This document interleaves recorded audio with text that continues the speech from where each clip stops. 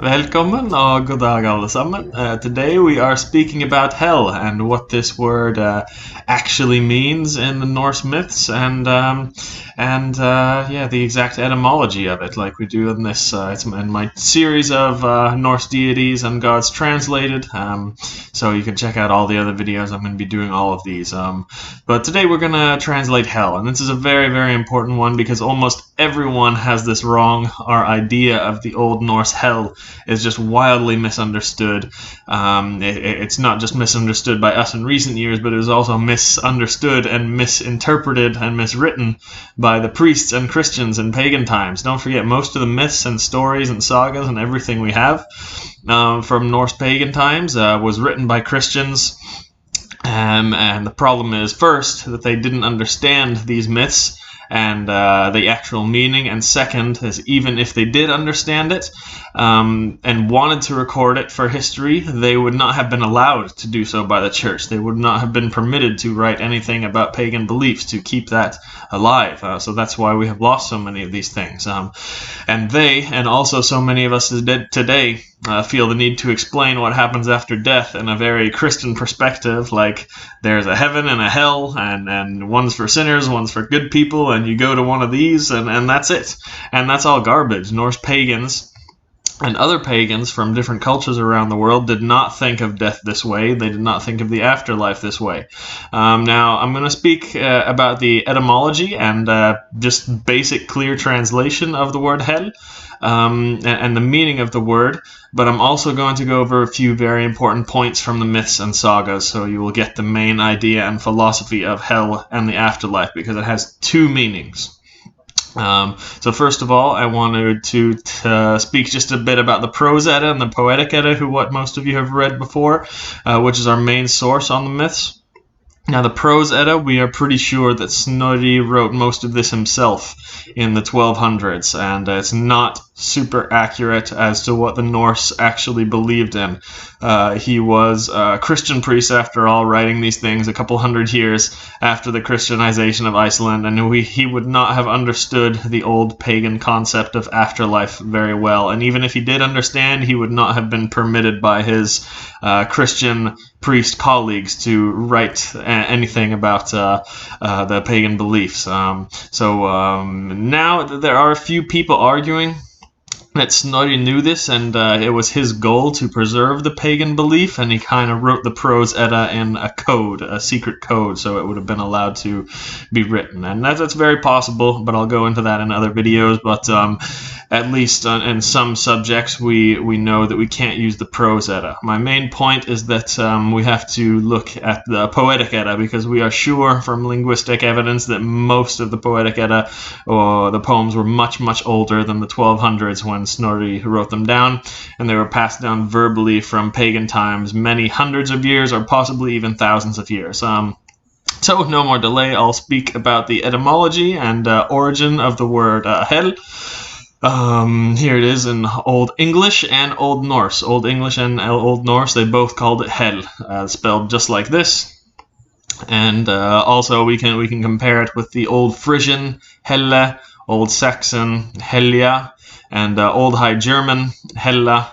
They all mean the same thing, and they all derive from the same place, and that is from Proto-Germanic halje, which it just meant a covered place or a hidden place, somewhere concealed. That's what the original meaning was of haljo. And if you go even further back into Indo-European times, the Proto-Indo-European word kel, and that was a verb which meant to cover, conceal, protect, like that. So if you go back in far time, remember, all of us in Europe, stretching out all the way to India, we had the same word, we had the same language for this aspect of death, and it was kel. And it's also etymologically related to Valhalla or Valhöll. Valhöll comes from some form of the word kel, but I'll come back to that in another video. So hell, it just means burial place, guys. It just means burial place where you were buried. It was where you were covered up and concealed after you died. And that was the original meaning. Simple as that. It was a covered place that they referred to the burial mound or the grave as. And that's the translation of the word. However, there is more meaning to hell when we look at the Norse myths.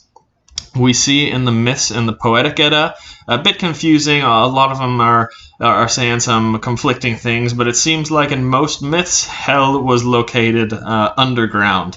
And okay, that makes sense. When you were dead and buried, you went underground. Pretty simple.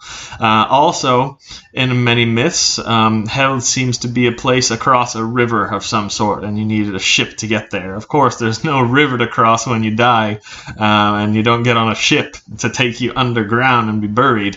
But this is symbolic or something, and we'll go into that in other videos as well. Just wanted to make that point. We also see that hell is a place that can be visited by living people for short periods of time through maybe shamanic ritual or meditation or some sort of magic that could bring your spirit out of your body and into the spirit realm or the realm of the dead, into hell, where you could speak with the dead ones. And we have quite a few magic spells actually from later on in Scandinavian magic books that I'll go into in another video that tell us exactly how to do this. We also see in all of the poems and the sagas that hell is something that everyone goes to. It was not a bad place for people who died of sickness or old age, like you've all heard. It was the covered place that everybody went to. We all died, we all got buried, and we all went to hell. It's just meant that you were buried or covered. You weren't going to some miserable old place where you were hungry all the time and all that. So scholars agree on all of this, that hell was a place that you were buried, and it was also at least two aspects to it. One was hell was when you were just buried and went into the grave, and the second aspect is it seems to be another realm, or multiple realms, that the spirit world, the realm of the dead. So hell was a physical place in the burial mound, and it was also a state. You were in the spirit world, you were in the realm of the dead. Also, something additional about the afterlife. We are pretty sure that there were other forms of afterlife and other realms that you could go to after you were dead and buried and went to hell.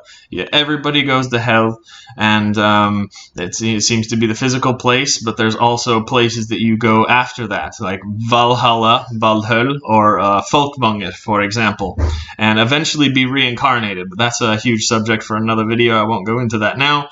I just wanted to speak a bit about the etymology of this video and tell you what hell really was, so we can just get rid of the mainstream misconception that this was a horrible place, like the Christian hell for punishing people, for people who died who didn't die in battle, and for people who died of old age or sickness. The Norse hell, plain and simple, was the place you were buried, and also a realm. You can call it a limbo almost. Everybody went there while they waited on to move on to other aspects of the afterlife. Kind of like a limbo. It's a pretty equal word. I want to make one more point. Just some food for thought before I end this video. So what about the typical Viking funeral that we all hear of? What about the Viking funeral where they put the guy on the ship, light it on fire, and push it out to sea? So not everyone in the Viking or pagan age was buried in the ground. This is true. We have some records of, like I said, some high-ranking people or chieftains or kings that had the typical Viking funeral where they were put in a ship and cremated and pushed out to sea. Now, this burial practice was for high-ranking people only. The most beloved people in a society. This burial practice was for people who wanted to skip past hell, actually, and go straight into the other realms and move through that process quicker and get reincarnated as fast as possible.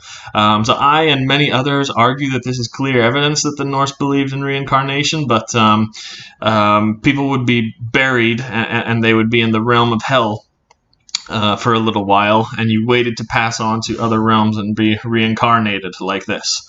High-ranking and beloved kings, chieftains, shamans, and other people like that, these people were cremated and put on a ship because they believed that this would speed up the process of reincarnation. They were burned and not buried, so they didn't have to wait in hell in the grave mound for their body to decompose like you normally would. They were burned right away, so they would pass through that aspect, so they wouldn't have to wait. And they were also put in a ship and cremated with other items, sometimes their horse, sometimes their servants, sometimes clothes and different things, because they believed these things would come to the afterlife with them. Remember, when you go to hell, it was believed that you had to cross a river and wait for a ferry. So if you were burned with your own ship, you would go across that river right away, and you'd be on your horse, and you'd be burned, and you'd speed through hell straight away, whatever aspects or duties you had to do there, or however long you had to wait, and then they would pass on to other realms, and then ultimately get reincarnated. And they did this because their people and their loved ones wanted to see them skip hell as quickly as possible and go to other realms. So this funeral wasn't for everybody. Most people were buried back then, and they would do the standard process of going to hell and hanging out there for a while and waiting until they go into the next life. The people who were burned on ships, they were high-ranking people and beloved, so they would do that just to speed up that process so they can be reincarnated and join them again in this world as soon as possible. And this is kind of contrary to us and, different to what we might think today. If we have a president or a king or an emperor or a governor, mayor, or even a boss at work, we don't want to see that bastard again. Once he dies, we don't care. We don't want to see him in the next life. We don't want to see him back in this world. That's because today, and all throughout big civilizations in history, people were put into power because they were privileged, because they were unkind, because they were sneaky, because they sucked up to the right people, and they rose to the top because of bureaucracy and just being not a good person.